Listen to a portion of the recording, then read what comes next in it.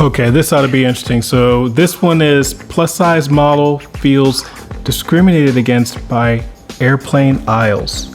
All right, let's check it out. Let's see what's going on. Let's see what this one's about. Discrimination that they can't build wider aisles in airplanes 2023. This is what this model said when she struggled to walk on the airplane aisle because they were too. Wow. Okay. And you're telling her, oh, it's your body, your responsibility. Oh, probably just lose some weight. And no, you're so entitled. I get it. We all want to be comfortable. But unfortunately, the world can't just.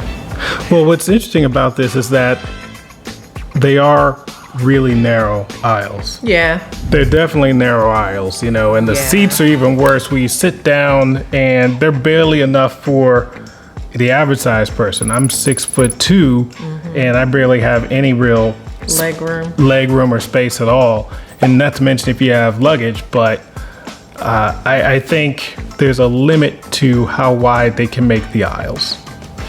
Okay.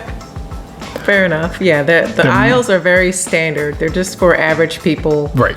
Just whatever that average may be. They're definitely not meant for plus. I mean, plus, but super plus, probably not. You said super plus. Yeah, I mean, no, I mean, she's people. I don't know what's considered plus size, but I would think. But look, I think that it's not reasonable to say this is discrimination. Discrimination, I believe, is a word that one reserves for people who are systematically discriminated against in a very harsh way.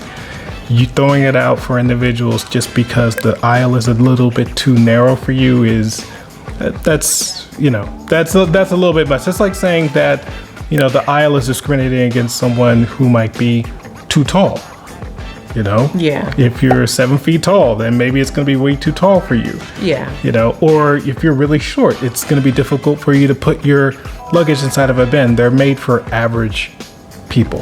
Yeah, that's a good point. If you are short, it's probably hard for you to put your luggage in the overhead bin, or if you're a certain height, some airlines only have 30 inches, where your leg room is. So that's a good point. Airlines just have this standard of, height and everything like that. So yeah, that's a good point.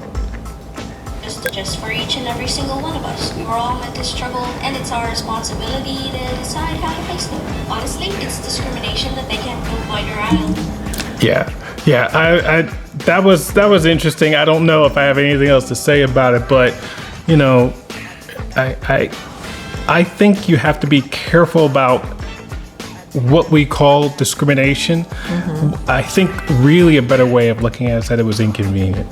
Yeah, it's very inconvenient. It was inconvenient for sure. The airlines have never wavered from the standard size. They've gotten tighter seats and things like that. They've shrunk things down, but they've not under any circumstance made anything more legroom, bigger.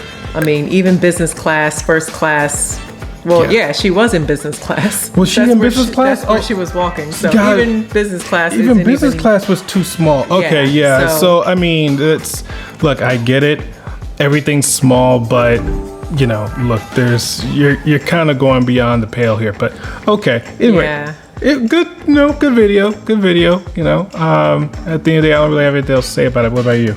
Yeah, that's pretty much it. I don't know if the airlines will ever get to a point where they will make things bigger and wider. Like a big and tall section? Yeah. I don't know if they'll get to that point to have a big and tall section. Yeah, that might be if you have a big and tall section, that might actually work. Other than the airline exits having a lot of reduced leg room, like, where the emergency exit is, because it has to be very wide for you to get out the plane. But other than those seats, you might need some thigh section in there too, because I mean that was a little bit much, But anyway, thanks guys.